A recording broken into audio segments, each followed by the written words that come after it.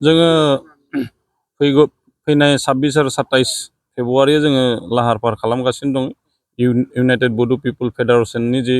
जानो गोनां second annual कनफारेन्सखौ बेवहाय दिनै 16 तारिख फेब्रुवारिनि जोङो लाइ खुन्थिया गायनाय हाबाफारिखौ जाफुंसार होबाय आरो दा जोंनि पेन्डेलनि खामानिया सुरु जासिगोन दिनैनिफ्राय आरो गासैबो डाइनिं हल बेनिफ्राय मेन पेन्डेल मेन स्टेज जों गासैबो जों दा खामानिफोरखौ आवगायगासिनो दं आरो जोङो बे खामानिफोरखौ मावनाय बायदिब्ला जों 100% साक्सेस जाखागोन जोङो बे कनफारेन्सखौ खुंनायाव गलाघाट जिल्ला हिसाबै आरो बे समाव जोङो बै कनफारेन्सखौ खुंनायाव जेसेबां जोंनि बर' हारिनि जेसेबां दैदेनगिरि दं जेसेबां दल संगठन दं बिथांमोननि दैदेनगिरिफोरखौ जों बेवहाय आलासि महरै लिंहरखागोन आरो जोंनि बे गेवलां मेल' मानिजाथाव मानगोनां हाग्रामा महिलारि साराबो फैगोन होननानै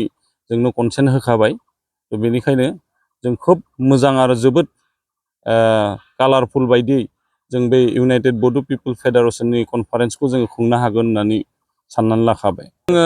जोंनि एस्टिमेट मथे 1000 थान्दै 23टा जिल्ला आरो लोगोसे सेन्ट्रेलनि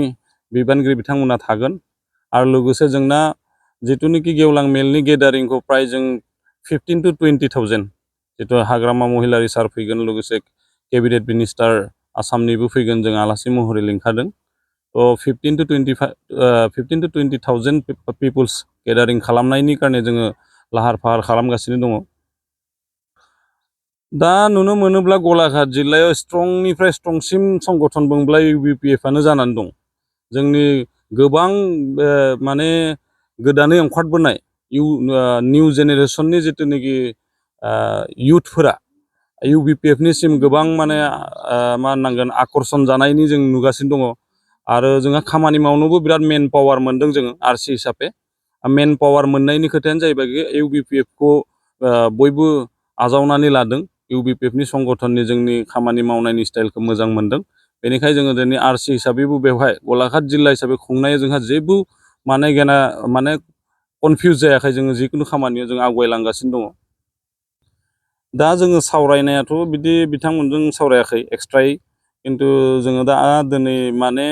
जिथुनिखि जोंनि प्रग्राम सेटिङाव जों बयखौबो लाखाजोबदों माहारियारि आफाद साहित्य सभा जा एबसुनि जा आरो लोगोसे जोंहा इउबिपिअखौबो लाफादों जोङो आबपखौबो लाफादों जोङो जिहेथु जोंबो माहारियारि आफादनिनो बे मिटिं जेथिया बेवहाय जोङो सोरखौबा